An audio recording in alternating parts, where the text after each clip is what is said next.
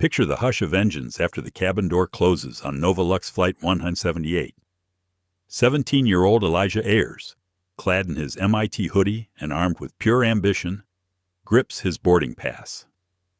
A polite question to the flight attendant, a curt reply, a subtle tug on his arm. How could a brilliant young scientist, bound for a national STEM competition, be treated like a threat at 35,000 feet? What unseen forces decide who belongs and who does not? And what happens when a quiet phone call to a father who quietly built an airline from the ground up ripples through boardrooms and congressional halls? From a single cell phone camera capturing raw injustice to the launch of Project Mirror, designing accountability into every flight, Elijah's calm dignity becomes the catalyst for industry-wide reform. Will this spark endure beyond viral outrage? Can one family's crusade redefine dignity in the sky? And what lessons does this moment hold for all of us? Join us as we dive into a story of courage, compassion, and systemic change.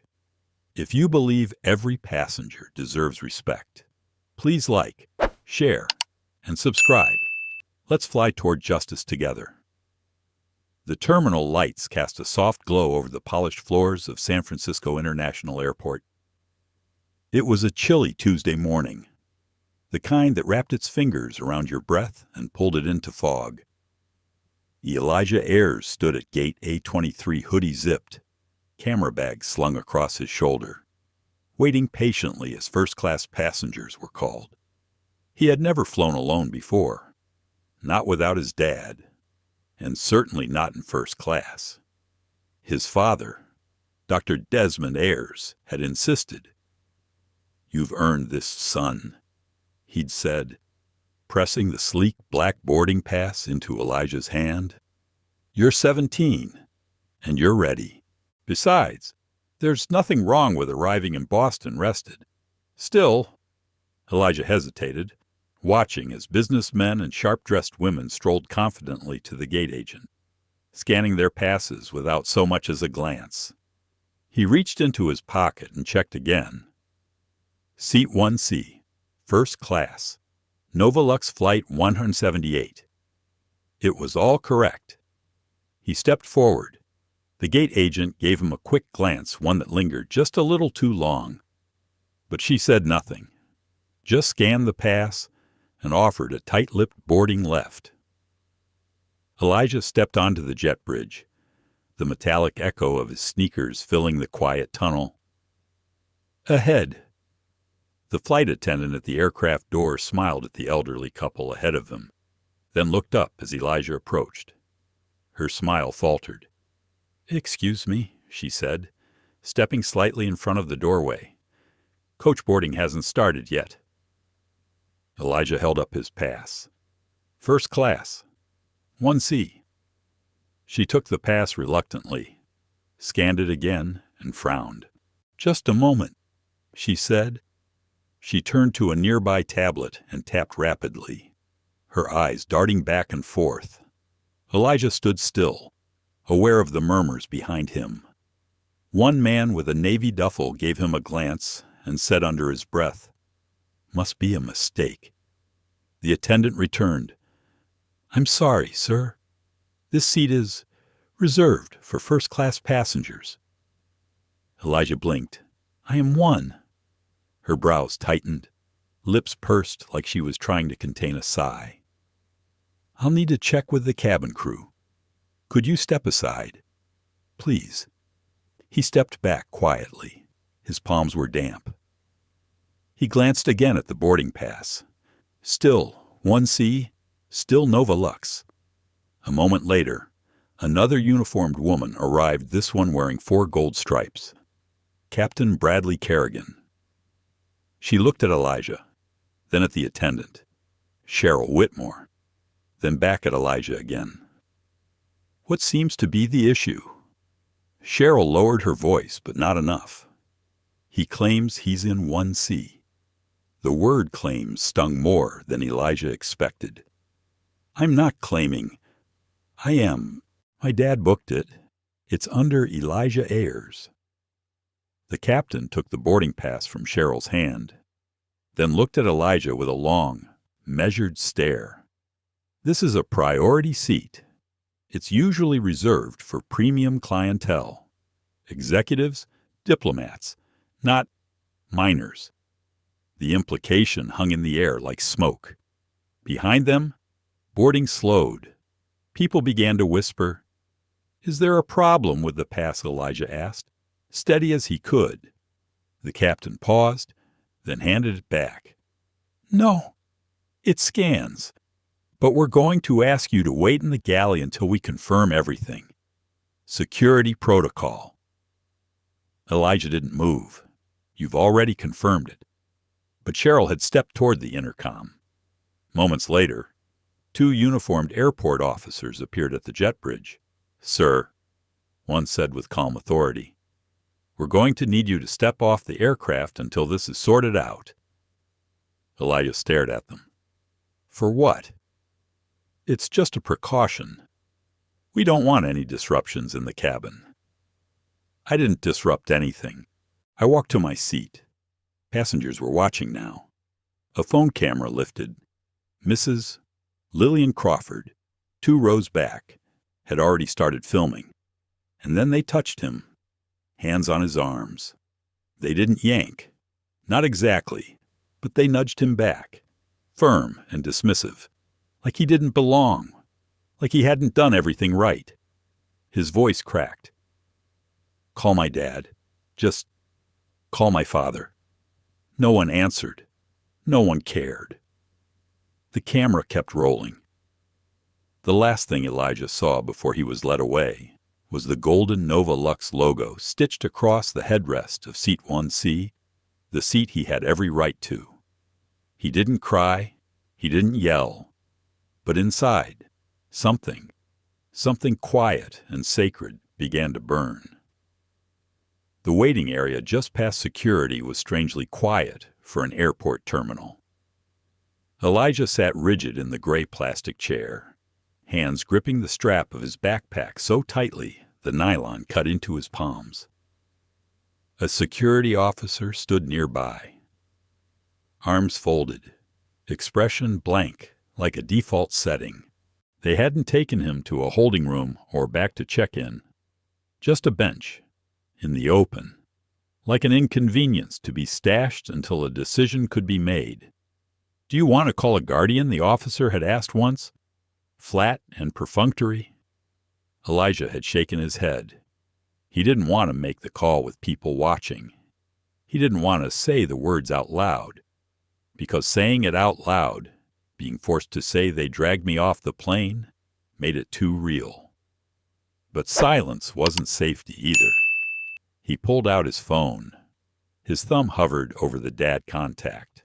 His father's name still saved as Dr. D, a silly nickname from when Elijah was younger and thought the title sounded like something out of Marvel Comics. He tapped. It rang twice before it picked up. Elijah. His father's voice came quick, concerned, focused, always focused. Elijah exhaled, but it wasn't relief. It was restraint collapsing. "They pulled me off the plane," he whispered. Silence on the line. "Who did?" Desmond asked. "The crew. They said my seat wasn't real. Said I didn't belong in first class. Then security came." Another pause. Deeper this time. "What gate A23? Flight 178. There was a shift in his father's tone, a low register that Elijah had only heard twice before, once during a malpractice hearing, and once when his grandfather died. "Don't move," Desmond said. "I'll take care of it." He hung up. Elijah sat back, watching the muted screen above the gate. It showed a NovaLux aircraft taxiing across the tarmac, not his plane. Another one. But somehow, it felt like the world kept going while he'd been paused, dismissed, as if his presence disrupted the script. He hadn't cried? Not yet. Instead, his mind wandered to old lessons, the quiet ones. His father telling him how you don't have to shout to be heard. That real strength was knowing when to speak and when to wait. But still, he shouldn't have had to wait for dignity. Back at gate A23, Cheryl Whitmore was pouring coffee in the forward galley when the phone behind her lit up. A direct line from corporate. She picked it up, unbothered. Flight 178 forward service. "This is Central Control," a voice replied. "Is Captain Kerrigan available?" Cheryl blinked. "Yes. One moment." She called out, and Captain Kerrigan emerged from the cockpit, wiping his hands on a cloth. "Line for you," she said. He took the receiver, curious. Then his face changed. Not like fear, but like stone settling. Still, cold. "Yes, sir," he said quietly. "Understood." He hung up without another word and turned to Cheryl. "Deplane the cabin. Now." "What, everyone?" "Off the aircraft. Now. We've been grounded by executive override." Cheryl froze. "That's not possible. Only federal or owners." He cut in. She stared at him. "No," she whispered. "You don't mean." But her words were swallowed by the captain stepping into the aisle and activating the intercom. "Ladies and gentlemen, this is your captain. We regret to inform you that due to an unexpected operational directive, all passengers must disembark immediately. Please take all personal belongings with you. Boarding will be delayed until further notice." Gasps echoed through the cabin. A man in 3B stood. What the hell is going on? But no answer came. Only the quiet shuffle of passengers standing, confused, frustrated, their travel plans evaporating into corporate silence. In the terminal, Elias saw the monitors shift. Suddenly, Flight 178's status blinked from boarding to delayed. Crew instruction. He didn't move, didn't need to. A ripple had begun. 20 minutes later, the head of ground operations at SFO entered the terminal himself, a man Elijah had never seen, but who clearly recognized him. He approached slowly, cautiously, like someone approaching royalty after a scandal. "Mr. Ayers," Elias stood. "My name is Darren Beck. I'm with NovaLux Field Command. Your father, Dr. Ayers, has asked me to personally escort you to where Elijah asked, to the plane." His brow furrowed.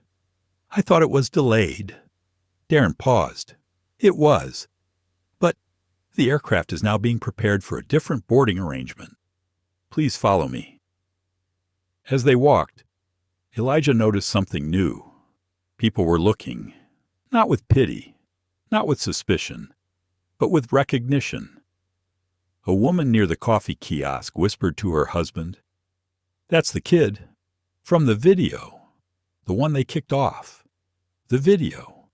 He'd almost forgotten. Someone must have uploaded it. And now, it was everywhere. As they approached the gate, Cheryl stood stiffly at the jet bridge, her face pale, jaw tight. Next to her was a tall woman in a black suit, clearly not airline staff. She had an earpiece and a clipboard and the kind of expression that said, "I answer to someone more powerful than you." "Elijah," she greeted warmly. "I'm Lenora. I represent NovaLux leadership. Your father will be joining us shortly. But first, you're to be returned to your seat."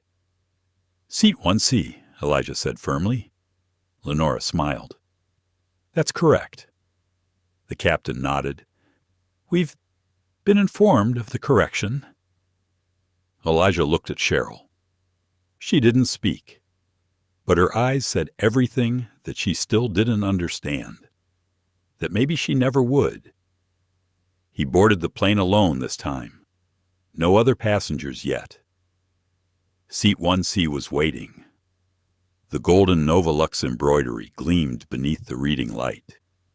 He placed his bag in the overhead and sat. For the first time that morning, Elijah let himself breathe. It wasn't over, but something had shifted, not just in policy, in him. He didn't need the seat to prove he belonged, but he wasn't going to give it up anymore either. The cabin remained still, almost reverent. Elias sat in seat 1C, his backpack tucked neatly beneath the seat in front of him, hands folded tightly in his lap. The hush wasn't just from the absence of passengers, it came from something deeper, from the way the air hung heavier now, as if the walls of the aircraft remembered what had just happened. Every few seconds. He glanced out the window toward the jet bridge, wondering when his father would appear, or if he would. The moments crawled. Then, footsteps. Slow. Precise. Elia turned. Dr. Desmond Ayers appeared at the threshold of the aircraft. Alone. No entourage. No press. No visible anger. Just his father in his dark charcoal suit and deep blue tie. Like he'd just stepped out of a courtroom or a board meeting. He didn't speak right away. Instead, he paused at the front of the cabin, one hand resting lightly on the edge of the first-class divider, as though reading the very air in the room. Cheryl, the flight attendant, stood frozen at the galley, her hands tight around a coffee pot she hadn't poured. The pilot, Captain Kerrigan, was near the cockpit door, back straight, trying to look invisible. Dr. Ayers walked forward and gently placed his hand on the headrest of the seat in front of Elijah's. "Elijah," he said softly. "Dad." There was a pause, not awkward, not tense, just honest. "I'm sorry you had to make that call," Desmond said. Elijah looked down. "I didn't want to," he admitted. "I thought I could handle it myself. That maybe, if I just let it go, it wouldn't feel so bad." His father nodded, kneeling beside him, eye level. "You were calm, dignified, and that's not nothing, son. But silence doesn't erase injustice.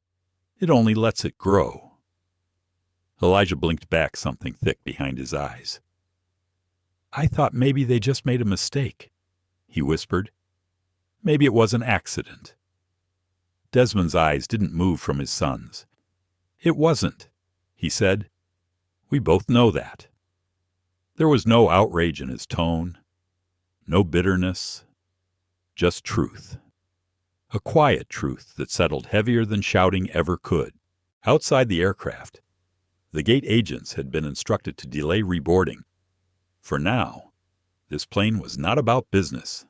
It was about reckoning. Desmond stood slowly, turning to face the flight crew. He didn't raise his voice. "Captain Kerrigan." The pilot straightened. "Yeah, but, sir, were you aware that my son had a confirmed seat in first class?" Kerrigan hesitated, swallowing. The manifest appeared to have a discrepancy. "Sir, I relied on my crew's report." Desmond's gaze shifted slightly. "So you didn't verify yourself?" "No, sir."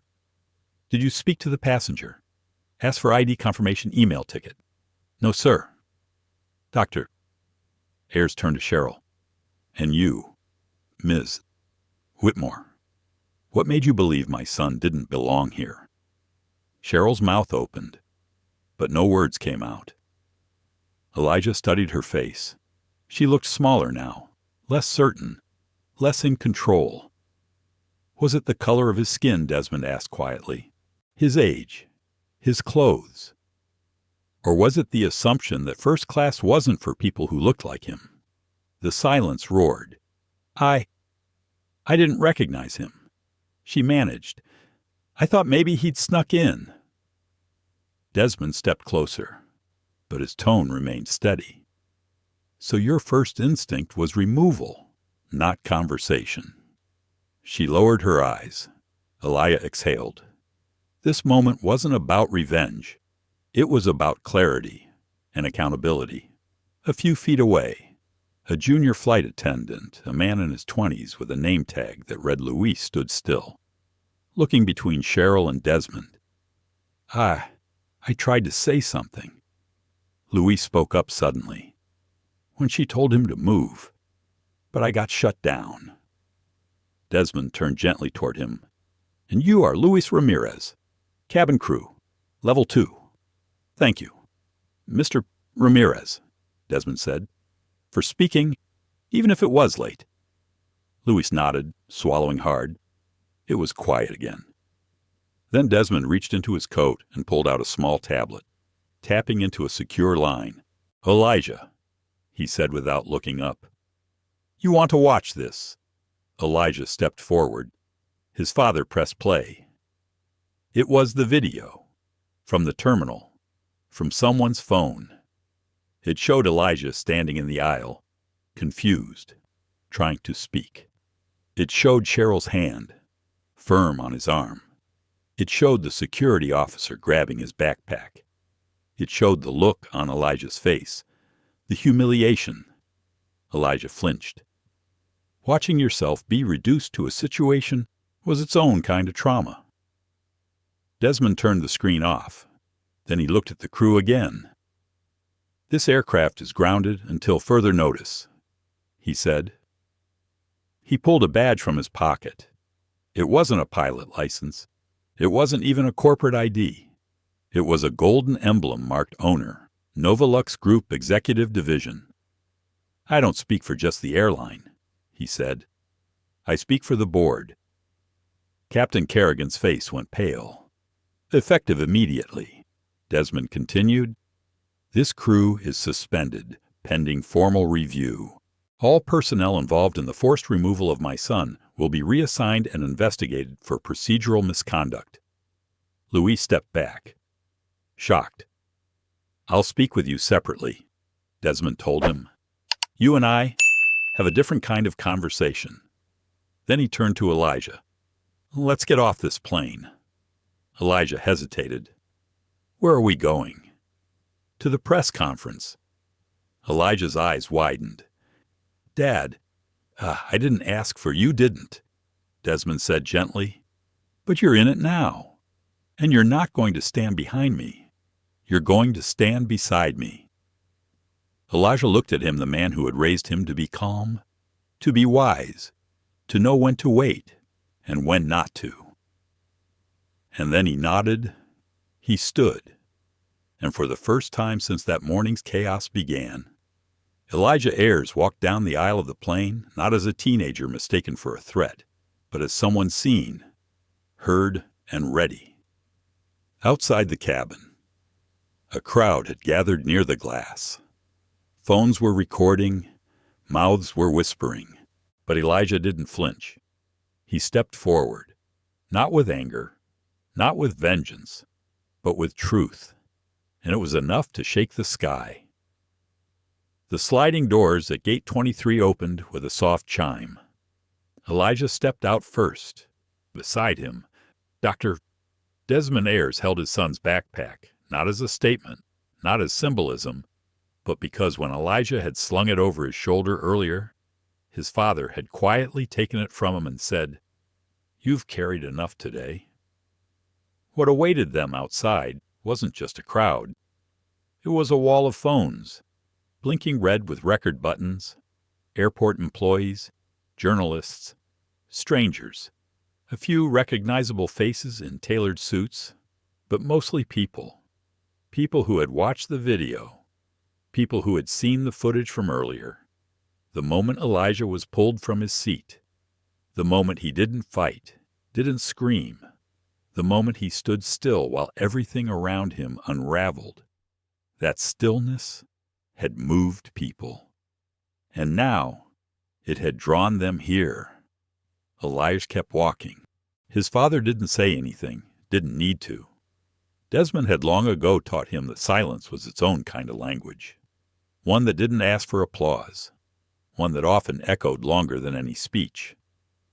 But as they neared the impromptu podium hastily set up by the NovaLux team, Elijah's steps slowed. He wasn't nervous.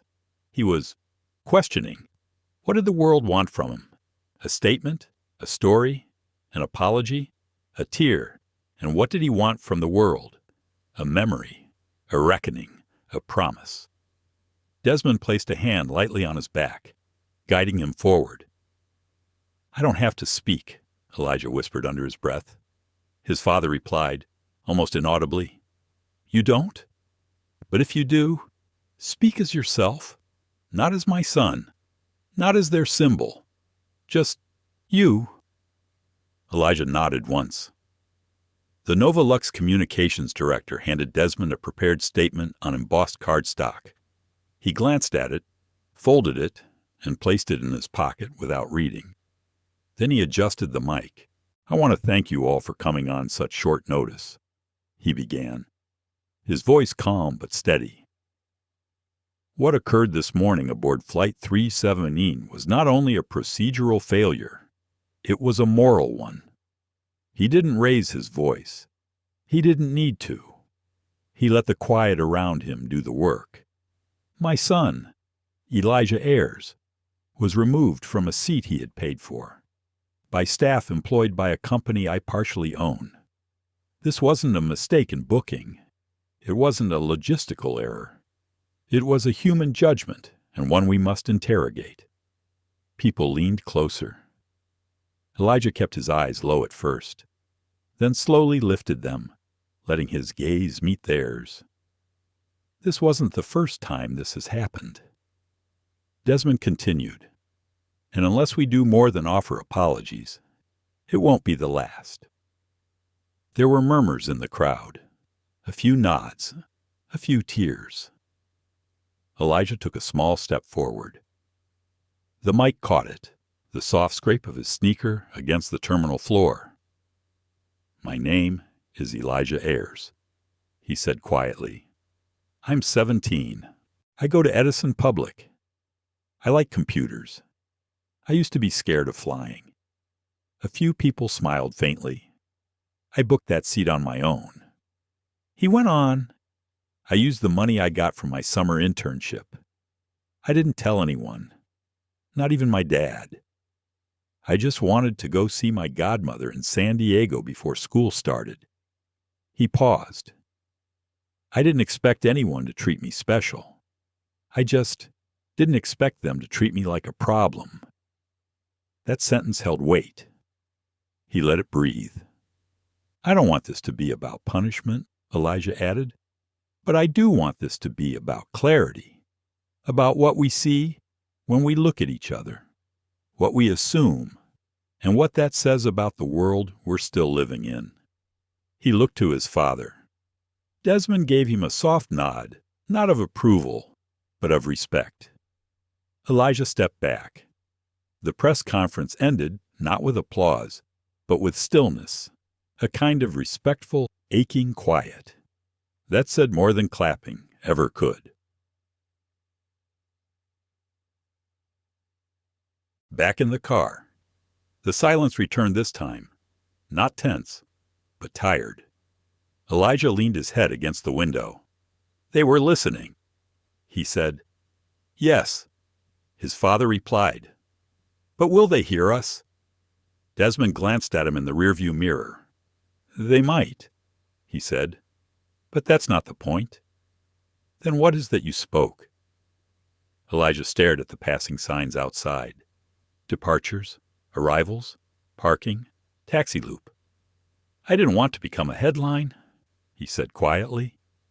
"You didn't," Desmond said. "You became a mirror." The following morning, the messages began. Not the viral ones those had come last night, but the real ones. From kids he knew only vaguely from middle school, from teachers, from strangers across the country, from people who had seen their sons, their daughters, their brothers in his face. One message stood out, from a girl named Malia in Detroit. She wrote, "They dragged me off a bus once, said I didn't belong. I was 12. Your face looked like mine. Thank you." Elijah stared at the screen a long time, then slowly typed back, "I'm sorry that happened to you. You did belong," and hit send. The notifications didn't stop, but now they felt lighter. Not because the world had changed overnight, but because he wasn't alone in it anymore. At NovaLux headquarters, Desmond held an emergency board meeting. There were 15 directors. 4 were skeptical. 3 were outraged, but not for the right reasons. They worried about stock prices, about image, about control. Desmond listened, patiently, then stood. He read no speech. Instead, he opened his tablet and played the video of Elijah's removal again. The room quieted. "Gentlemen," he said finally, "you don't get to look away anymore." Then he outlined a new program, one that would span beyond training. It would create real accountability, not just for optics. He called it Project Mirror, a sweeping internal audit of passenger treatment based on implicit bias, demographic assumptions, age profiling, and uniform misconduct.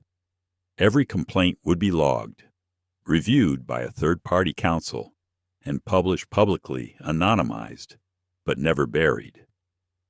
The room murmured. Desmond let them, then said, "If we're not brave enough to look in the mirror, then we don't deserve to be in the sky." A pause. Then one by one, hands raised in approval, Project Mirror was born. And Elijah's name wouldn't be in the fine print, but his face and his dignity would shape every policy moving forward. The next day, at precisely 9:05 a.m., Flight 428 to Boston began boarding from Gate 11 at Harborview International. Among the crowd stood Elijah Ayers, no cameras, no press, no fanfare, just a 17-year-old boy with a black backpack, a paperback novel tucked under his arm, and a quiet determination in his eyes. The airport had offered him a private lounge and even an escort, but Elijah had declined both. He wanted to fly like anyone else. He wanted to see what flying meant after the storm had passed, not because he was curious, but because he wasn't finished understanding. As he reached the gate, the attendant looked up. "Name Elijah Ayers." The woman blinked. For a second, something shifted in her eyes' recognition. But instead of making a scene, she simply nodded, printed his boarding pass again, and handed it to him without a word. "Have a safe flight, Mr. Ayers." He nodded. "Thank you." He boarded early. He walked down the jet bridge slowly, letting the sounds of wheels, murmurs, beeping carts, and the hum of recycled air wash over him. Familiar, but distant. When he stepped onto the plane, a male flight attendant offered a smile that didn't quite reach his eyes. "First class is to your left." "I know," Elijah replied softly. He turned left and walked into a cabin half full, settling into seat 3C.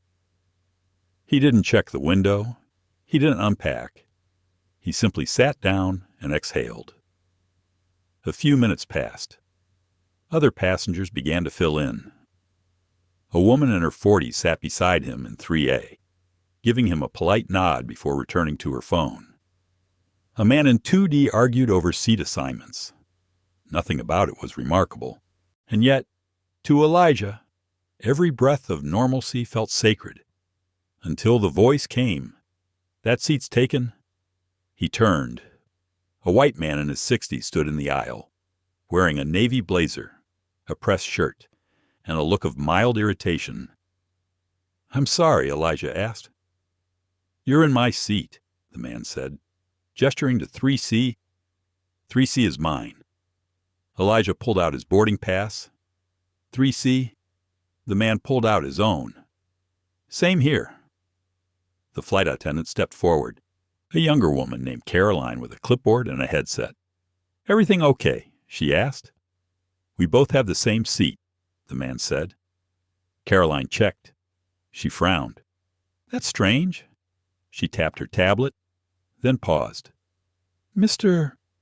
Ayers," she said, her tone shifting. "Would you mind stepping aside while I sort this out?" "I'm already seated," Elijah said calmly. "I understand, but it would be helpful if Elijah Ayers," the man interrupted. Elijah turned to him.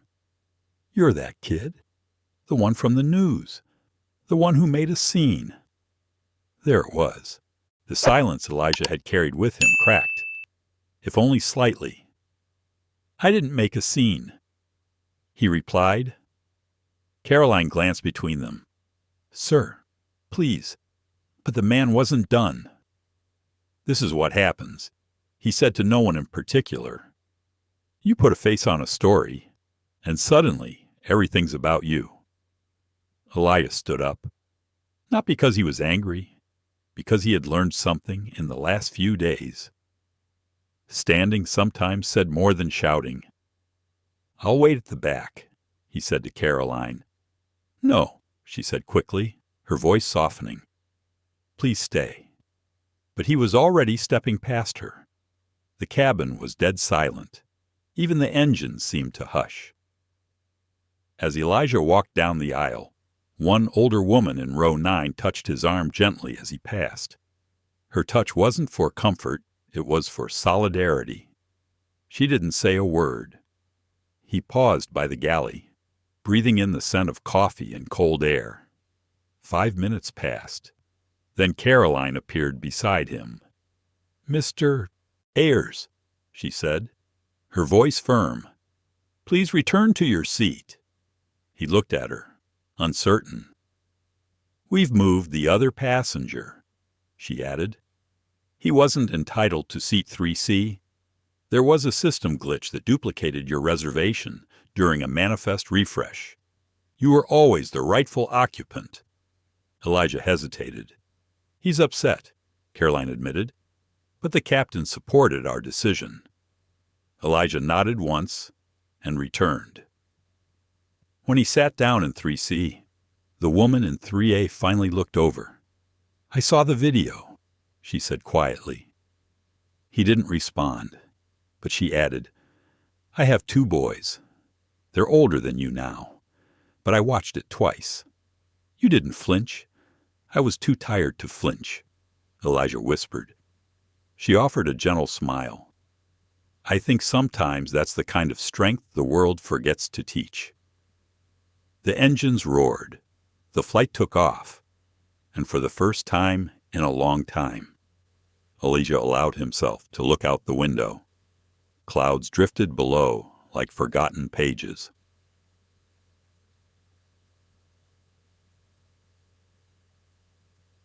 At NovaLux headquarters, Desmond Ayers reviewed the footage from Flight 428.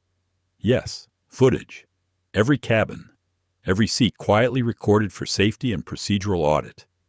He watched the confrontation, heard the man's words, saw Elijah rise without resistance. He forwarded the footage to legal, then leaned back in his chair. Project Mirror had launched 3 days ago, and already the world had offered a new reflection. He stared at his son's image frozen on screen. Not angry, not broken, just still. The kind of stillness that demanded attention. He made a phone call. "I need a face for the campaign," he said. "Not a celebrity, not an actor, just someone who knows what flying should feel like." Pause. "Yes. Use that footage, but let him approve every frame." He hung up. Sometimes the quiet ones build the loudest bridges, and Desmond was done building runways for planes that flew without conscience. This time, they would fly with purpose, 35,000 feet above the earth. Flight 428 flew smooth through layered clouds. The passengers had settled into their routines. Some read, some dozed. A few, like Elijah, stared quietly out the window. The silence between thoughts as thick as fog. Caroline, the flight attendant, came by with drinks. Her hands trembled slightly as she passed Elijah his ginger ale. She didn't say much, just a slight nod, a look in her eyes that lingered longer than usual, as if apologizing for the entire weight of the world. Elijah offered a polite thank you, his voice barely above a breath. As she turned to walk away, he stopped her. Was the captain okay with that decision? Moving the other passenger, Caroline looked back, measuring her answer. He supported it, she said carefully, but he wasn't happy. Elijah blinked. Because of me. Because of the cameras, she whispered. Because of what's being watched now. He understood. It wasn't about rules. It was about fear of perception, and that hurt more than he expected. In a quiet room within NovaLux headquarters, Desmond Ayers was reviewing terminal analytics. He wasn't alone. Beside him sat Marielle Tan, Director of Strategic Operations. Sharp mind, sharper memory. The manifest duplicate wasn't a glitch, she said flatly. Desmond glanced over. Marielle turned the tablet toward him. We ran the data. Passenger ID 3C had a flag and override authorization inserted manually yesterday by a ground staffer at Harbor View. Desmond leaned forward. Name William Jessup. Desmond paused. That name sounds familiar. He's a known associate of Carter Wallace. The pieces clicked. Carter Wallace, Senior VP of Aviation Unions. A man who had openly opposed NovaLux's diversity reforms since day one. A man who had publicly criticized Elijah's presence on the board as symbolic nepotism. It wasn't a glitch. It was a message. Desmond stood, his face calm but eyes storming. Activate Whisper Protocol, he said quietly. Marielle hesitated. Desmond, are you sure Whisper hasn't been used since I know when it was last used? Silence stretched between them. Then she nodded. Whisper was NovaLux's internal silent audit system. It didn't announce itself. It simply observed every crew interaction, every gate override, every passenger report across all subsidiaries. No one would know it was active until the report was printed.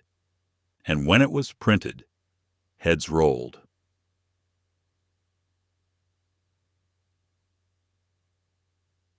Back on Flight 428, turbulence shook the aircraft lightly. A few passengers gasped, but the cabin soon stabilized. The man from earlier, the one who had tried to claim Elijah's seat, was now seated 2 rows back in 5A. He hadn't stopped glaring. Elijah could feel his eyes. Every time he shifted, every time he moved, it felt like a spotlight had been pinned to his skin. Don't let him take your peace, said the woman beside him softly. It was the first time she had spoken since takeoff. I've seen men like him my whole life, she added. They don't know what to do with grace under fire. Elijah turned to her. You didn't have to say anything earlier, but you did. She shrugged. My sons would want me to. So would my father. He looked at her hand, worn, veined, but strong. She had lived things. Thank you, he whispered. She smiled. Don't thank me yet. That's when the captain's voice came over the intercom. Ladies and gentlemen, this is your captain speaking. We're experiencing some unexpected headwinds. We may need to divert slightly to avoid a jet stream pocket. Estimated arrival remains unchanged. Elijah listened closely. It wasn't what the captain said. It was what he didn't say. There was tension behind that voice. The kind pilots used when something was off, not mechanically, but politically. Back in Harbor View's operations control room, Carter Wallace leaned over a technician's shoulder. Did he take the seat? The tech nodded nervously. Yep. Sir? The Ayers kid was moved briefly. Carter smirked. Long enough. He sipped his coffee and chuckled. That's all we need. PR nightmare. They'll bury the kid. Should I? Deactivate the flag, the tech asked. Carter shook his head. No. Let them find it. Let them try to prove intent. By the time they do, Olive spun the story 3 times over. He didn't know that Mary L. Tan had already pulled the flag and sent a copy to Whisper's internal log, or that Desmond Ayers had just requested all data on Carter Wallace's discretionary override history for the past 3 years. Some battles are fought in front of microphones. Others are fought in silence. And sometimes, silence was sharper than steel. Back on the plane, Caroline returned. "Mr. Ayers," she said quietly. "The captain would like to speak with you." Elijah frowned. Now she nodded. "In the flight deck," he said, "privately." Passengers watched as Elijah stood and followed her to the front. Inside the cockpit, the captain, a gray-haired man with tired eyes, gestured toward the jump seat. "Elijah," he said, "I'll be straight with you. I didn't want this flight." Elijah stayed silent. "I asked to be reassigned after your father acquired the airline. I didn't want the pressure. I didn't want the headlines. Still," Elijah said nothing, "but I flew it anyway." The captain continued. "And when the manifest issue happened today, I didn't stop it fast enough. That's on me." "Finally," Elijah spoke, "do you believe I didn't deserve that seat?" The captain looked pained. "No, I believe you deserved to fly without being watched like a threat, and I failed to ensure that." There it was, honesty, unpolished, uncomfortable, but real. "Thank you," Elijah said. He turned to leave. "One more thing," the captain added. "This plane was named years ago, before NovaLux, before your father." He pointed to a small plaque beside the cockpit door. Elijah leaned in and read it. It said, "The sky is for everyone." Elijah stared at it. A soft breath escaped his lips. Then he returned to his seat, a little lighter than before. As the plane descended toward Boston, the clouds gave way to a golden morning sun. Passengers began to stir, devices turned on, seatbacks straightened, and in 3C. Elijah Ayers pulled out a pen from his pocket and began to write something on the back of his boarding pass. Just 4 words. Words he wasn't ready to say out loud yet. But someday he would, because someday they would be ready to listen. He wrote, "I will not yield." For a moment, everything on the plane felt strangely still. The ambient hum of the engines was constant, the clink of ice and glasses from the galley barely audible. But inside Elijah Ayers, there was a storm. He sat in the back of the plane, now row 37C, his legs cramped against the seat in front of him, his hoodie slightly damp with cold sweat. It wasn't the demotion from first class that unsettled him most. It was the quiet humiliation, the way eyes refused to meet his. The glances, the absence of anyone standing up. He stared at the window beside him, though there was nothing to see but cloud and light. Across the aisle, a toddler began to fuss. A woman tried soothing her baby. And just beyond that, in the galley between cabins, Cheryl Whitmore was whispering to Captain Bradley Kerrigan. "I don't like this," she muttered under her breath. What part he wasn't aggressive, not even difficult. But we pulled him out of his seat like he was smuggling something. Captain Kerrigan furrowed his brow. He didn't have ID. That's policy. His ID was digital. The name matched the manifest. The QR code was clean. So Cheryl hesitated. "So maybe we made a mistake." The words hung in the air. And that was something Captain Kerrigan didn't tolerate. Mistake is not a word I want uttered mid-air. Cheryl. We followed process. But it wasn't right. You should have spoken sooner. Now we're at 30,000 feet. We'll handle it on landing. Meanwhile, in seat 37C, Elijah typed on his phone with trembling thumbs. The turbulence in his chest had nothing to do with air pressure. He opened a new message. The recipient, Dad, then paused. What would he even say? Hey, Dad, you know that company you built with your soul for 20 years? The one you said was different? They just dragged me out of seat 2A because my skin didn't match my ticket. His thumb hovered. He could still hear Cheryl's voice tight, professional, cold. We have to be consistent. Sir, I'm sure you understand. But he didn't understand. He had done everything right. Booked the flight on his dad's staff account, checked in online, cleared security, sat quietly reading Baldwin while others ordered mimosas. And still, he had to prove his belonging. Next to him, a soft voice interrupted the spiral. Excuse me, are you all right? Elijah looked over. An older woman, probably in her late 60s, with warm eyes and silver hair tied in a bun.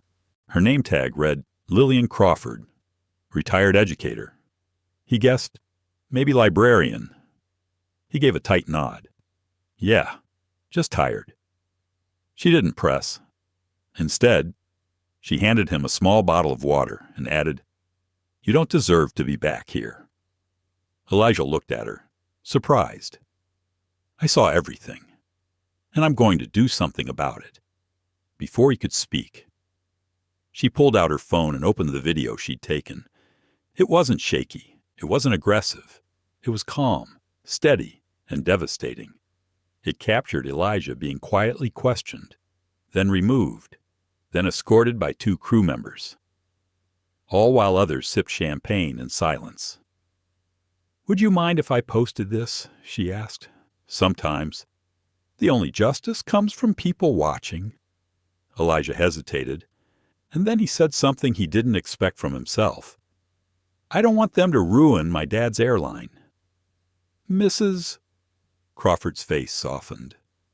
Oh, honey, they're not ruining your father's airline. They're revealing who's trying to, and with that, she tapped upload. Within 5 minutes, the video had reached 1,000 views. 10 minutes later, it was trending under a new hashtag, Because Seat Justice back in the cockpit. Avery Lynn, the 24-year-old media intern for NovaLux, received a ping on her emergency notification feed. She looked closer and nearly dropped her iced coffee. NovaLux Flight 178 incident on board. Passenger removed from seat due to appearance mismatch. The name on the manifest, Elijah Ayers? She froze. She knew that name. Within seconds, Avery launched a full alert to Desmond Ayers' executive team. Back on the flight. Cheryl's phone buzzed violently in her apron pocket. She read the message on her screen. Do not interact with any passengers. Desmond Ayers has been notified. This flight is under executive watch.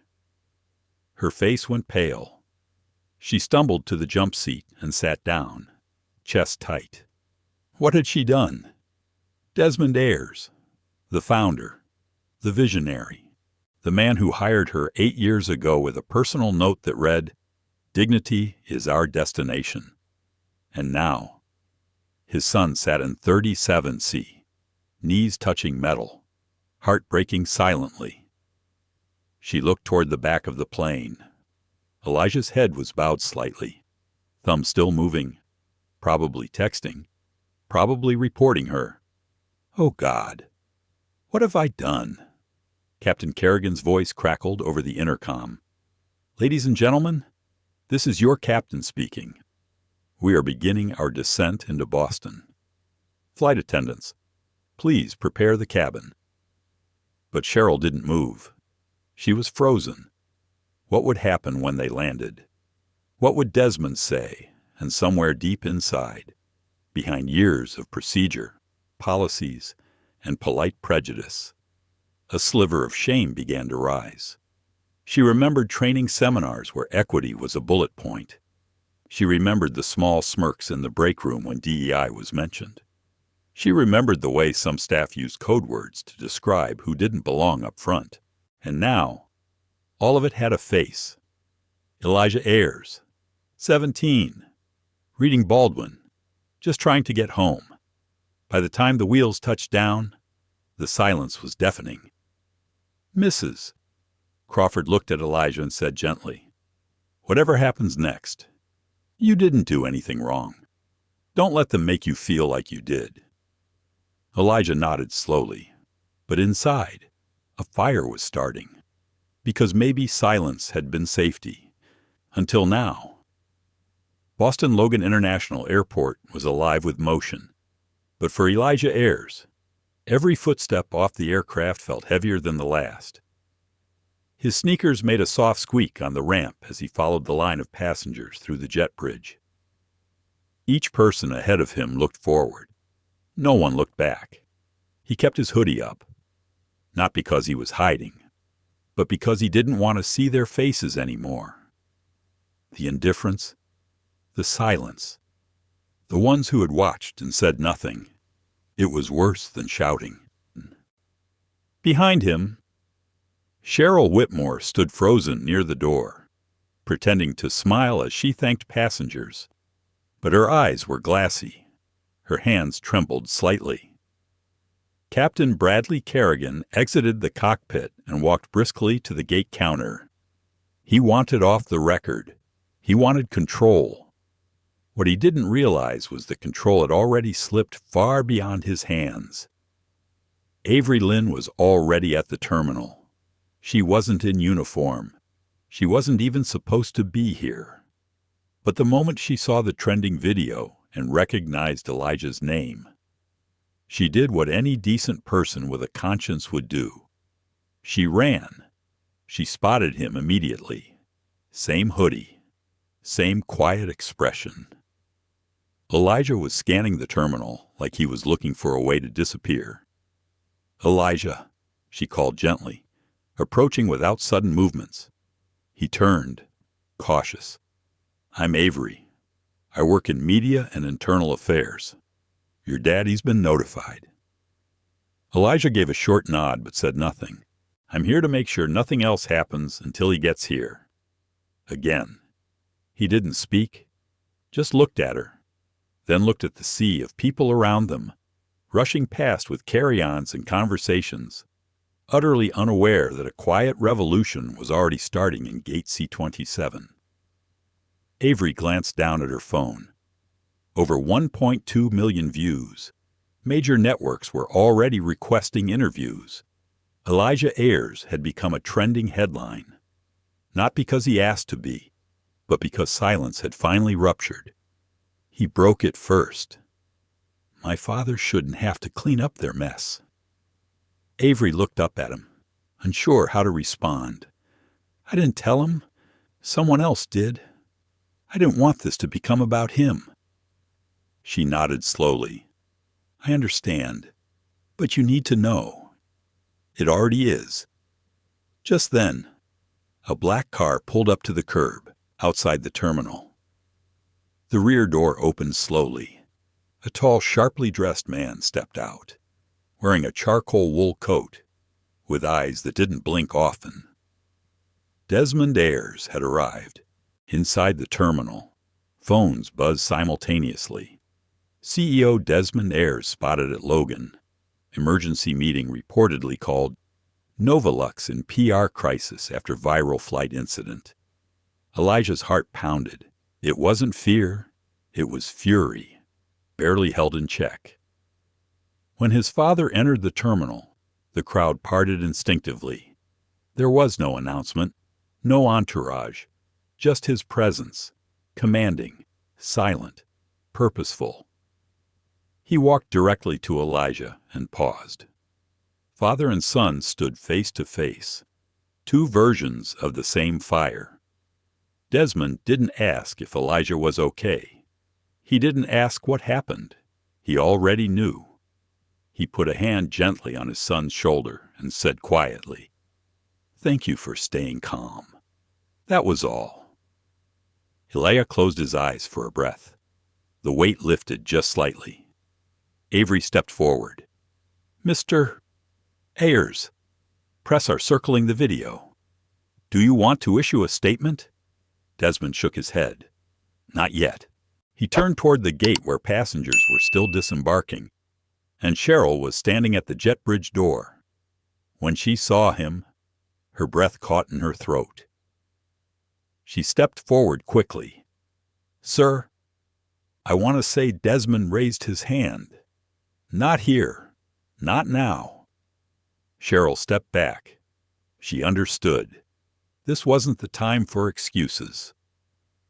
Desmond walked slowly toward the gate counter where Captain Kerrigan was already on his phone, arguing with some mid-level operations officer about chain of command. He didn't notice Desmond at first, until silence fell. Captain Kerrigan turned, phone still to his ear, then locked eyes with the CEO. It was like watching a dam snap in half. Sir Desmond said only one word. Ground it. Captain Kerrigan blinked. Excuse me. Desmond's voice didn't rise. It didn't need to. Ground the flight. All NovaLux 178 routes. Do not let another one take off until we speak to every single staff member involved in this chain of failure. A pause. Sir, that's a massive delay. Corporate is going to. Desmond stepped closer, his tone never changing. Do you want to explain to every family, every investor, every parent, why we allowed a 17-year-old black boy to be publicly humiliated in front of strangers for simply sitting where his name belonged? Or do you want to follow my order? Captain Kerrigan nodded stiffly. Yep, sir. Desmond turned back to Elijah. He didn't smile, but something in his eyes said, I see you. And this time, they will too. Outside. A chill swept through the air as news of the grounded flights broke across social media. Thousands of travelers were confused, annoyed, even angry, but they didn't yet know the story behind the silence. Elijah and his father exited through a side corridor, away from the crowds, flanked by two silent staffers. Inside a quiet lounge, Desmond finally sat down across from his son. I built this airline, he began slowly, because I believe travel should be about dignity, about access, about progress. Elijah looked down. Then how did people like them get into your cabin? Desmond let the question hang in the air. I trusted the process too long, he said. That ends today. Elijah didn't reply. His chest was tight again. I'm sorry, Desmond added quietly. Elijah finally looked up. You don't have to apologize. Yes, I do, Desmond said. Because if we don't own the silence, we repeat it. Outside the windows, flights sat motionless on the tarmac. Passengers were restless, but something bigger was moving now. Not the planes, the people. Inside gate C-27, Mrs. Lillian Crawford was being approached by two local news reporters who had traced the viral upload back to her name. She stood calmly and said, I only recorded what others were too afraid to say. That boy did nothing wrong, but the system around him did. Back in the lounge, Desmond took out his phone. He called corporate HQ. I want a full audit of every crew on Flight 178. Pull transcripts, interviews, passenger records. And I want all DEI training suspended until we replace it with something that actually teaches human dignity. Start with the woman who made the call and the man who enforced it. Elijah sat quietly across from him, holding the bottle of water Mrs. Crawford had given him. For the first time in hours, he smiled, a small one, but real, and it began. The storm that started in silence was now turning into change. Avery Lynn didn't sleep that night.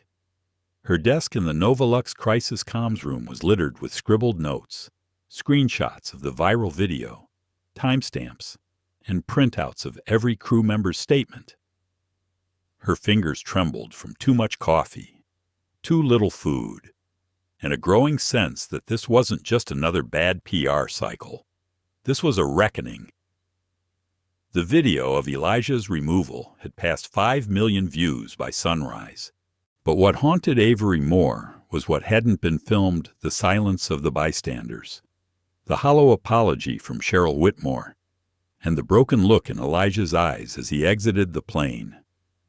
She played the footage again, frame by frame, the way Elijah didn't resist, the way Cheryl looked around first before asking him to move, as if searching for approval, the way the white man who had taken Elijah's seat looked proud, even entitled, when the boy was removed. There were no curses, no shouting, just the systematic way dignity was peeled away, and no one flinched. Avery closed her laptop and whispered to herself, "This is what quiet racism looks like."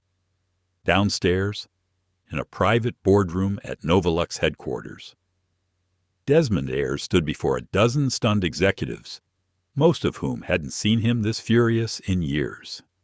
He didn't yell. Desmond Ayers never raised his voice. He didn't need to. "I built this airline to open the skies," he said, his hands clasped calmly. "But yesterday, we closed a door on a child. There was no excuse to offer, none that would matter. And it wasn't the first time," he added. That silenced the room even further. Desmond turned to the screen behind him, where several internal complaints had been pulled up, anonymous reports from other passengers of color over the past year. Some had been dismissed quietly, others swept under procedural reviews. All had a similar pattern: dismissal, minimization, silence. "This isn't just about Cheryl or Captain Kerrigan," Desmond continued. "This is about the systems we tolerate, the biases we don't challenge, the cultures we let fester under the guise of professionalism." He turned to his chief of people operations. "I want a full third-party audit of our internal reporting structure, effective immediately." The executive nodded. Desmond wasn't done. "I also want every regional manager on a plane this week. Random flights, economy, business, first, no badges, no advance warning. If we're going to understand the system, we need to feel it." A few executives shifted in their chairs. Desmond looked around the room slowly. "If that makes you uncomfortable, consider this your invitation to resign." Silence. And then, "Yes, sir," came the first response. One by one, heads nodded. Outside the boardroom, Elijah sat in a small, quiet conference lounge with Avery and Mrs. Lillian Crawford, the woman who had posted the video. She was dressed modestly in a gray coat and knit gloves, her face lined with years of experience and eyes that held both sorrow and steel. "I never imagined one video would cause this much noise," she said gently. "But maybe the world was already listening, and it just needed a voice." Elijah nodded. "Thank you," he said softly. "Mrs." Crawford gave him a kind smile. "You didn't ask for this, baby, but you handled it better than most grown men would." Avery watched the two of them in silence. There was something sacred in the way generations met across pain. Elijah looked down at his hands. "I didn't fight because I was scared," he admitted. "Mrs." Crawford leaned forward. "That wasn't fear, son. That was wisdom." He looked up. She continued. "You knew the cost of raising your voice, and you chose a different way to be heard. That's power. Don't let anyone tell you it's weakness." He blinked, holding back something deeper. Just then, Avery's phone buzzed. A new email. Subject: executive dismissals, immediate. Her eyes widened. She turned to Elijah. They're cleaning house. Who, he asked. Cheryl, the captain, 3 others, HR leads who buried previous complaints. All terminated as of this morning. Elijah let out a slow breath. It wasn't joy. It was something heavier. Relief, maybe, or justice. Outside, in the lobby, reporters had begun gathering. Desmond Ayers had announced a press briefing for noon. But this time, Elijah would speak too. Avery wasn't sure it was the right call. He was only 17. He hadn't asked for this spotlight. But when she asked him if he was ready, Elijah said something that caught her breath. I may not be ready, but I'm not afraid anymore. At noon, the cameras were already rolling as Desmond approached the podium. No stage lights, no dramatics. Thank you for being here. He began. Today is not about protecting our brand. It's about protecting our people. He gave a brief overview of the incident, announced the dismissals, and then stepped aside. Elijah took the mic. The crowd hushed. His hands didn't shake. He began. My name is Elijah Ayers. I'm 17 years old, and I was dragged off a plane because someone decided I didn't belong in seat 2A. A murmur ran through the crowd. He continued. I didn't resist. I didn't shout. But I remember the silence, and I remember how no one stopped it. Pause. I'm not here today because I want attention. I'm here because I want change. Another pause. I want kids who look like me to feel safe flying. I want staff who see something wrong to speak up. I want dignity to be the default, not the exception. He looked straight into the cameras. I was never the problem, but I will be part of the solution. There was no applause, not at first, just stillness. Then someone stood, a woman in the back, then another. Soon, the whole room rose in silent respect. Desmond stepped beside his son, placed a hand on his back, and whispered, That was your voice. And they heard it. Outside, social media erupted. Seat 2A was trending in 43 countries. But more than that, something had shifted. Not just online, in boardrooms, in flight decks, in policy books, and, perhaps most importantly, in people's hearts. The sky didn't change, but the way people moved through it did. The light in Desmond Ayers' office was softer than usual, as if the walls themselves were giving him space to think. He stood by the floor-to-ceiling windows, looking out at the NovaLux hangars below. The airport's day shift had begun. Planes were moving. Staff were preparing flights. Everything that was supposed to happen.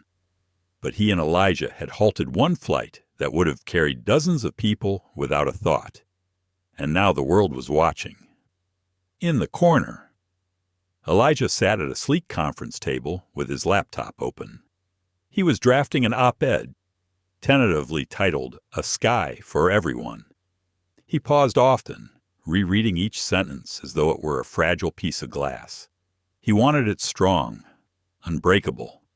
Behind him, Desmond turned from the window and said simply, How does it read? Elijah looked up, eyes tired but resolute. It feels like history, but I don't want to just describe a moment. I want to help shape what comes next. His voice carried weight beyond his years. Desmond nodded. At that moment, Avery Lynn arrived with her usual brisk steps. She slammed down a stack of printouts. Regulators are calling in 6 hours, she said. Congressional Oversight Committee. They want to hear from NovaLux and the Ayers family personally. Elijah's fingers stilled on the keyboard. Me, too. Avery handed him a file. You and your father both. They've seen the footage. They want answers, and they want solutions. Outside, news vans were lining up along the curb. Reporters were hungry for sound bites. Tweet feeds were ablaze with calls for federal action. Lawsuits were already being threatened. Desmond placed a calming hand on Elijah's shoulder. We'll make them more than answers. We'll make them a plan. You free to attend the hearing. Elijah hesitated. I'll be ready. Desmond smiled. A quiet nod. Good. Let's prepare. Later that afternoon, in a nondescript hearing room in Washington, D.C., the Transportation Oversight Subcommittee convened. The wall behind the dais gleamed with the seal of the United States Congress. Representatives, staffers, and lawyers milled about, checking files and whispering. Chairwoman Laura Montgomery tapped the gavel. The meeting will come to order. Today we examine allegations of discriminatory passenger removal on commercial flights. We welcome Dr. Desmond Ayers, CEO of NovaLux Airways, and his son, Mr. Elijah Ayers. You have the floor. Desmond rose first. He stepped to the podium, adjusting the microphone. He looked at the committee members calmly. Thank you. Chairwoman Montgomery, I stand here not just as the leader of NovaLux Airways, but as the father of Elijah Ayers, whose ordeal yesterday revealed a profound failure in an industry built on the promise of progress and equal access. My apologies will not suffice. What I bring today is a commitment to immediate, measurable reform. He outlined the steps NovaLux had taken: the third-party audit, the Project Mirror system, the immediate termination of the crew members responsible, the creation of an internal passenger dignity council composed of former passengers, human rights advocates, and airline staff. Elijah watched from the side, notebook open, barely blinking. Now I bring my son, Desmond concluded, so you can hear from the person who lived it. Elijah stepped forward. He cleared his throat. Steady. The room seemed to hold its breath. My name is Elijah Ayers. I'm 17, and yesterday I was removed from a first-class seat. At no point was I violent. I did not threaten anyone. I asked only for confirmation of my ticket. What I experienced was painful, but it is not unique. People of color have faced this treatment in airports and on flights for years, often without a camera to record it. I am here to ensure that this moment is not isolated, that it becomes the catalyst for industry-wide change. I ask you, what system will you put in place to ensure no one else endures this? A murmur went through the room. A congressman nodded. Chairwoman Montgomery spoke. Mr. Ayers, your testimony is powerful. We will work to codify anti-discrimination protocols in federal aviation regulations. But first, Dr. Ayers, what support do you seek from Congress? Desmond returned to the microphone. I ask for a federal mandate requiring all carriers to implement transparent bias reporting with independent oversight. I ask for funding to train crew on implicit bias and passenger rights. And I ask for a public dashboard that tracks incidents in real time. A representative rose. Dr. Ayers, these proposals will take time and resources. How will you ensure compliance across carriers that may resist? He paused. Because we will make compliance non-negotiable. Carriers that fail will face steep fines and the revocation of route privileges. This is not merely about policy. It is about accountability. Behind him, Elijah wrote down every word. That evening, back in Boston, Elijah and Desmond returned to their routine They were a father and son once more, but forever changed. They walked toward a small diner in the airport, known for its omelets and endless coffee. They sat in a booth by the window, city lights flickering outside. Elijah stirred his hot chocolate thoughtfully. Do you think it will work? Desmond smiled, though tired. It will have to. If not, this isn't about one airline. It's about our humanity. Elijah sipped. I never wanted to be a symbol. You aren't, his father said gently. Symbols are hollow. You're a person, with a story that demands action. That's different. Elijah nodded. Okay, but now, what about my presentation? My STEM competition? They held my spot for Tuesday. Desmond's eyes lit up with genuine pride. Yes, they did. You'll have to sneak out early, but you must go. Elijah's gaze dropped. Dad, I want to go. I want to win. But now, I feel like I have two fights. His voice cracked slightly. One in the skies, one on the ground. Desmond reached across the table, covering Elijah's hand with his. Then you fight both, and know this, you are not alone. Outside, a newscaster reported on the federal hearing. Inside, father and son sat side by side, not spectators anymore, participants. The morning sunlight filtered through the tall windows of the Marriott Conference Center in Boston as Elijah Ayers adjusted his tie in a small mirror. Today was the final round of the National STEM competition, and he felt a familiar flutter of nerves in his stomach, one he knew meant excitement more than fear.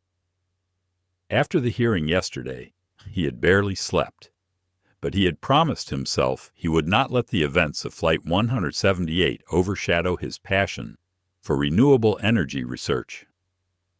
He stepped out of the makeshift dressing room and found his father waiting by the entrance. Dr. Desmond Ayers gave him a quick, proud nod before handing him a steaming cup of coffee. There was no need for heavy instruction or last-minute pep talk. Elijah already knew what to do. He simply needed to believe it. Outside, the lobby bustled with students, judges, and families. Banners celebrating innovation lined the walls.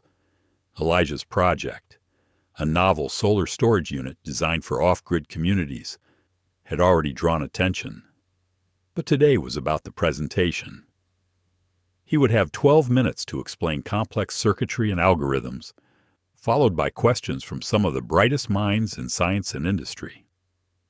Father and son walked toward the competition hall. On the way, a young woman recognized Elijah. She extended her hand with a respectful smile. "I'm an aerospace engineer at Clear Air Solutions," she said. "Your testimony before Congress was incredible. You spoke with such clarity and purpose. It inspired our whole team." Elijah blinked. This was unexpected praise at a science fair. He shook her hand. "Thank you. That means a lot." When they reached the hall, the other finalists were already setting up. Elijah plugged in his laptop and arranged his demonstration board with practiced efficiency. He felt a tap on his shoulder. A young judge, an MIT professor named Dr. Kamara Osi, smiled kindly. "Mr. Ayers, I read your op-ed, A Sky for Everyone. It was eloquent, but I'm most interested in your research. Good luck." Elijah nodded, steadying himself. His father slipped quietly into the audience, as he always did, blending in rather than dominating the room.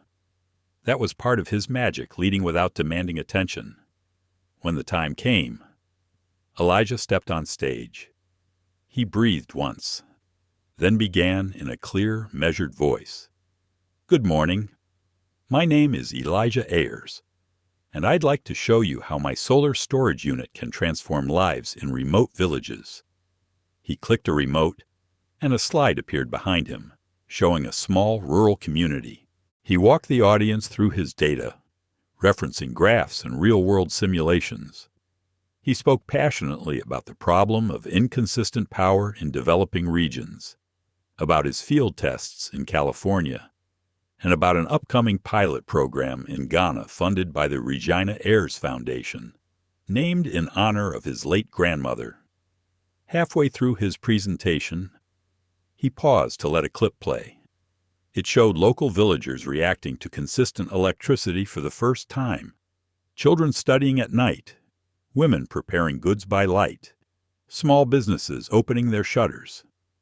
The audience was silent, some nodding in empathy.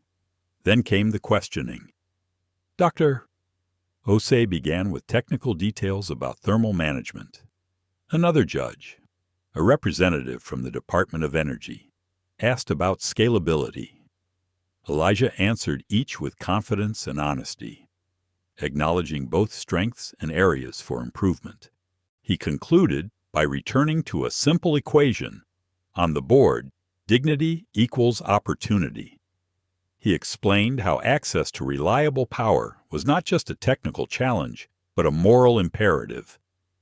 When he finished, there was a moment of stillness, then applause. It felt thunderous to him. Backstage, his father embraced him. "You did it," Desmond said, eyes shining. They listened. Elijah replied. Later that afternoon, the awards ceremony concluded with Elijah Ayers announced as the first-place winner. The stage lights dimmed for a moment before illuminating his smiling face. He accepted the large trophy, gave a short speech about perseverance, innovation, and equity, and closed with a dedication to his father and the millions still waiting for progress. The crowd cheered. Reporters swarmed. This was the moment his research transcended academia. It had become a narrative of real impact. That evening, back at NovaLux headquarters, Desmond hosted a small celebration in the executive lounge. A banner read, "Congratulations, Elijah." Coworkers, engineers, interns, and board members mingled. There was champagne and hors d'oeuvres, laughter and conversation. But near the back, Elijah and his father found a quiet corner. "How does it feel?" Desmond asked. "Tiring," Elijah admitted with a wry smile. "But good." Desmond nodded. "You've made change happen in 2 arenas today: aviation and energy. That's not something many people achieve in 10 lifetimes." Elijah thought about the last week, the video, the hearing, the policy changes, his competition. It all felt part of a single journey, one that began with the quiet humiliation on a plane and ended with public affirmation on a stage. He turned serious. "Dad, what happens next?" The congressional committee said they would draft legislation, but that takes months. People still need to fly this week. They still need power tonight. Desmond reached into his jacket pocket and pulled out a small card. "That's why I founded Project Ground Truth." He let Elijah read the embossed text, "NovaLux Community Response Fund." "Every time one of our flights is delayed due to bias reporting or safety protocols, we cover hotel, meals, transportation. We're also creating a rapid deployment team to support local solar installations when hurricanes hit. You'll lead it." Elijah looked up, surprised and honored. "Me, because you know firsthand what it means to be powerless. I want your insight. I want your guidance. I want you to help shape how NovaLux responds when dignity is threatened." Elijah nodded slowly. Yes, they shook hands. More than a gesture, a commitment. A week later, NovaLux held a summit for airline executives from around the world. Terminals were cleared as representatives filed into a large hall. The theme was equitable airspace. Airline CEOs, union leaders, regulatory officials, all gathered to discuss the passenger dignity protocols NovaLux pioneered. Who sat beside Desmond Captain Bradley Kerrigan, recently rehired as a consultant after completing an intensive retraining program. He had spoken candidly about his own biases and was now leading a pilot mentorship program for rookies from diverse backgrounds. Across the aisle sat Dr. Kamara Osei, fresh from the STEM competition, now an advocate for integrating humanitarian principles in transportation. And in rows behind, former passengers who had experienced profiling now served as panelists to share their stories. Elijah sat off stage, preparing briefly for a heavy role later. He was to deliver the closing remarks, tying together energy equity with travel equity, two sides of the same coin. By afternoon, the summit was in full swing. Panels on unconscious bias measurement, case studies of intervention success, technology demos showing AI screening protocols designed to flag behavior rather than appearance. As the final session concluded, Desmond took the podium. He spoke about the data NovaLux had gathered since implementing Project Mirror, a 90% drop in wrongful passenger removals, a 30% increase in reported near misses caught before escalation, and a measurable uptick in customer satisfaction among communities that once felt marginalized. The room broke into applause. Some executives stood to congratulate him. Others scribbled notes furiously. Then Elijah walked on stage. He wore a crisp black suit. No hoodie this time. Just the focused confidence of someone who knew where he was going. He began. We gather here not simply to celebrate policy changes, but to acknowledge that progress isn't defined by statistics alone. It's defined by the dignity we restore to each person who steps aboard our aircraft, by the opportunities we unlock when we provide power to communities, and by the compassion we show when we listen. His voice was firm, filled with the quiet authority he had developed through his own ordeal. He spoke about his solar storage project and how it reflected the same principles NovaLux applied to travel access, reliability, and human respect. He urged the audience to view infrastructure not just as lines on a spreadsheet, but as lifelines for people. He challenged them to extend Project Mirror's principles to energy distribution. If dignity could be audited in an airline cabin, why not in a power grid? When he finished, the room rose in a standing ovation. For the second time in 10 days, Elijah became a mirror for a broken system. And in that reflection, people saw not a teenager, but the shape of a future where dignity was built into every journey, every flight, every community. Backstage, Desmond hugged his son with genuine emotion. "You were incredible." Elijah smiled, exhaustion and exhilaration mingling. "It's still just the beginning." As the applause faded and the summit hall emptied, father and son walked out into the cool evening air. Across Logan's tarmac, a NovaLux jet taxied toward the runway. It waited for them, dignity at its controls, engines silent in respectful anticipation, ready to carry them forward into a sky they had helped reclaim. The sun had barely risen when Elijah Ayers stepped onto the tarmac at Nairobi's Jomo Kenyatta International Airport. He was here not as a contestant or witness, but as an envoy, one of the youngest members of NovaLux's new Global Dignity Task Force. His project in Ghana had expanded to pilot programs across East Africa. Now he was here to oversee the installation of solar storage units in rural community centers. He felt a familiar emptiness in his stomach, but this time it was excitement. A year ago, he could not have imagined himself traveling halfway across the world for field installations, much less addressing airline executives or a congressional committee.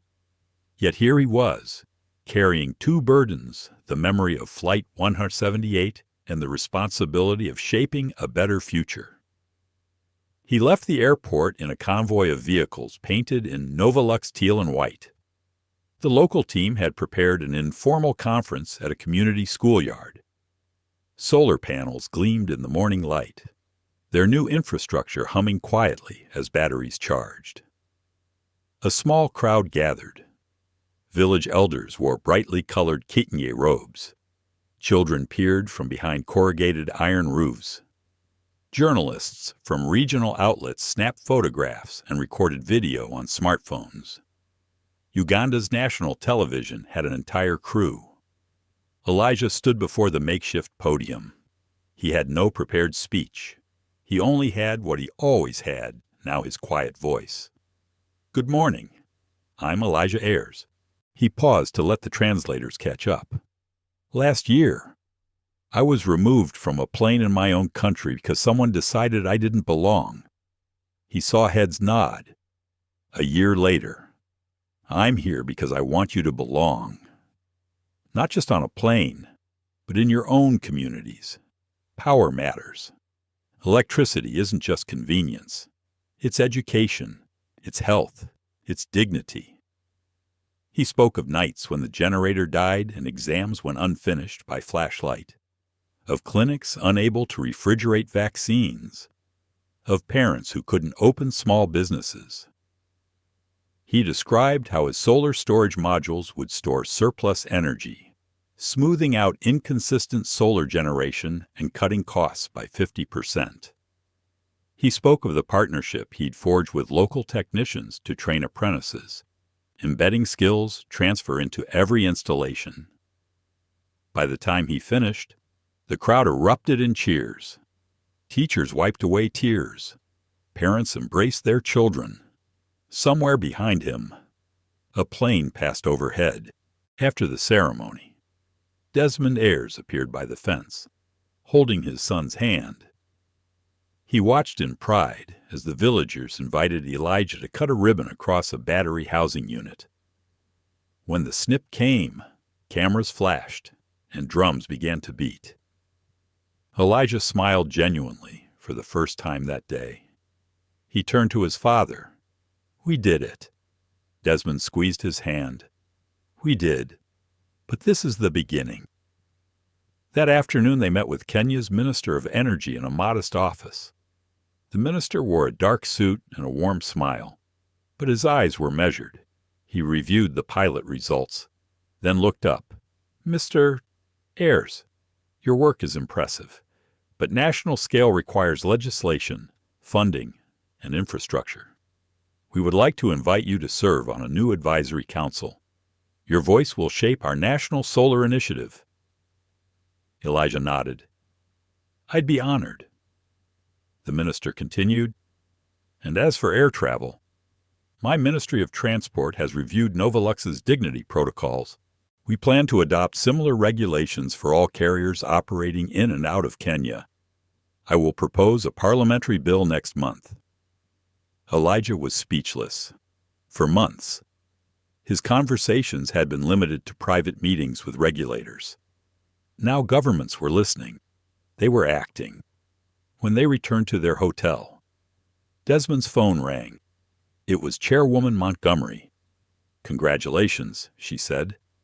The FAA just announced a requirement for standardized bias reporting screens on all U.M.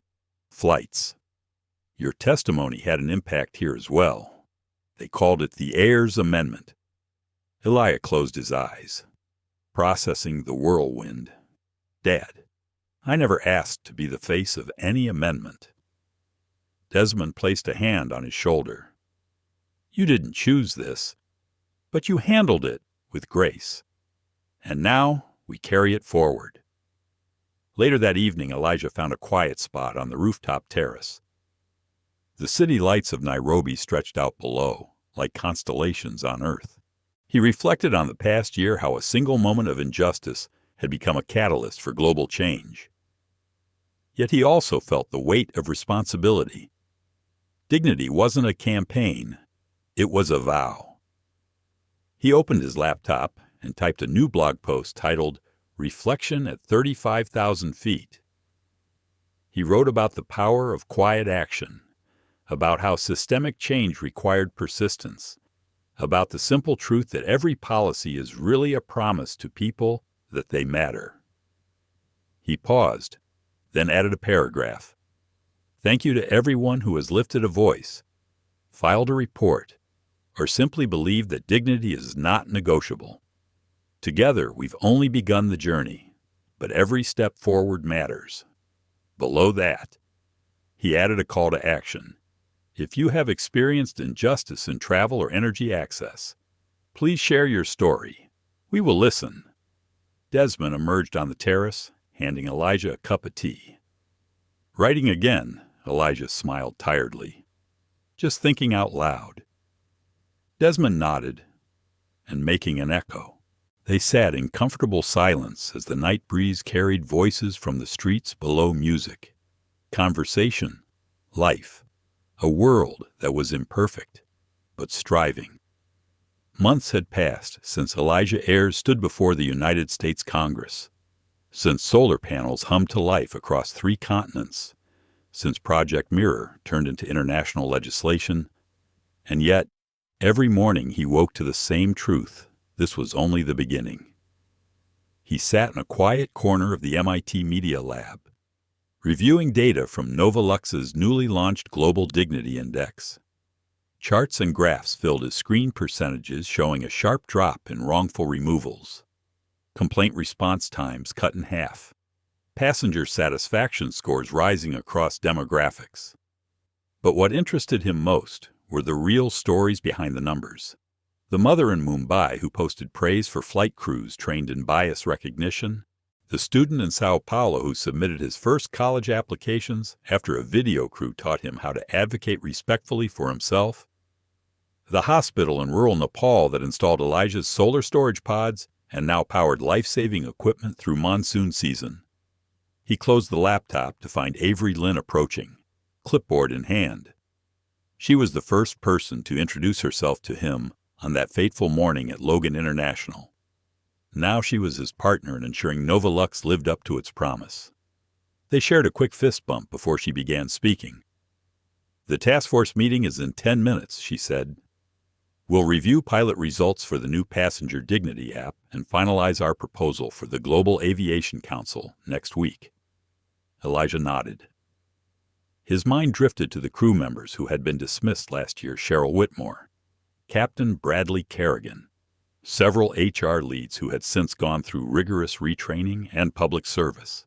Many of them now served as trainers themselves, teaching humility and empathy to new recruits.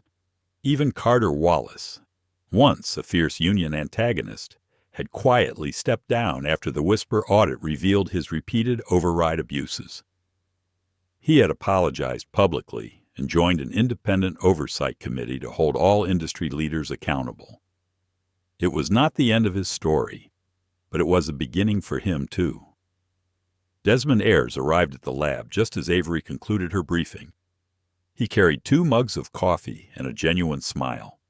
No longer the man who launched a global airline from the ground up. He had shifted his focus toward the Ayers Foundation.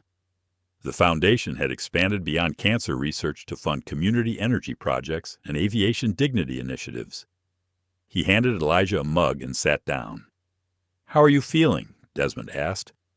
Elijah took a long sip. "Tired, but good. It's amazing how much work remains once you start." His father nodded in understanding. Dignity doesn't box neatly into a quarterly report. It lives in every choice we make and every policy we write. Elijah glanced at the clock. "Let's get to that meeting." Later that afternoon, they convened with leaders from 6 major airlines, 2 government regulators, and representatives from non-governmental organizations. The Global Aviation Council formed last year to share best practices internationally.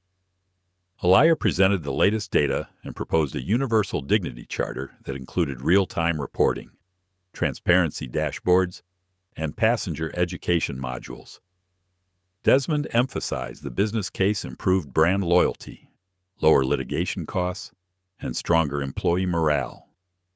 When the discussion ended, every carrier agreed to pilot the charter within 6 months. A bold timeline, but one they all committed to. As the meeting adjourned, Dr. Kamara Osi, the MIT professor who had once judged Elijah's STEM competition, approached him. "You've grown so much since that day at Logan," she said, offering a warm hug. "Your work marries technology with humanity." Elijah smiled. "Thanks to mentors like you." She nodded. "Just promise me one thing. Keep pushing for voices no one expects to hear."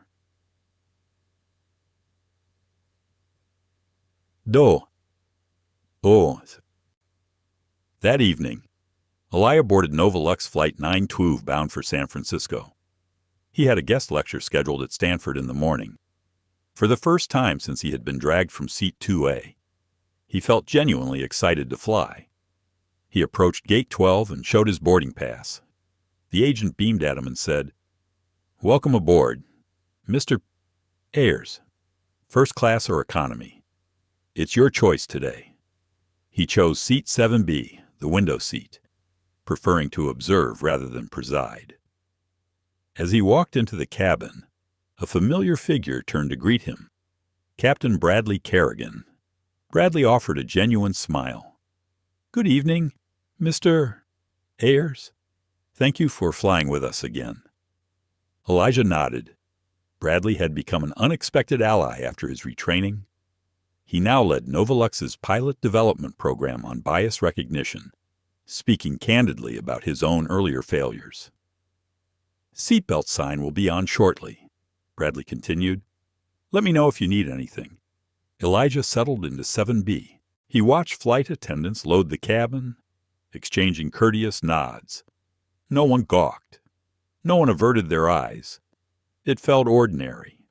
And that was the extraordinary part. Mid-flight, during a routine snack service, Elijah struck up a conversation with a young flight attendant, Maya Okoro. She was part of the new generation of crew trained under Project Mirror. She asked about his lecture. He asked about her experience on the new app rollout. She shared how much easier it was to speak up when she witnessed a Dignity dashboard on her screen reminding her of passenger rights. Their conversation flowed easily, devoid of tension. It was a small miracle. Over the next hour, Elijah closed his eyes and felt the gentle sway of the aircraft.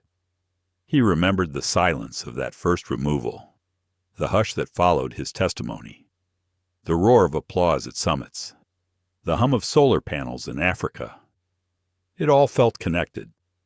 The stewardess offered him a final cup of tea before landing. He accepted and gazed out the window at the sprawling city lights below. They seemed warm, welcoming, as if breathing life into the darkness. He reflected on the ripple effect of one young man's dignity, on how parents like Desmond could harness power for good, on how allies like Mrs. Lillian Crawford, Avery Lynn, and Dr. Kamara Osei had built bridges across fear, on how many more stories were waiting to be told.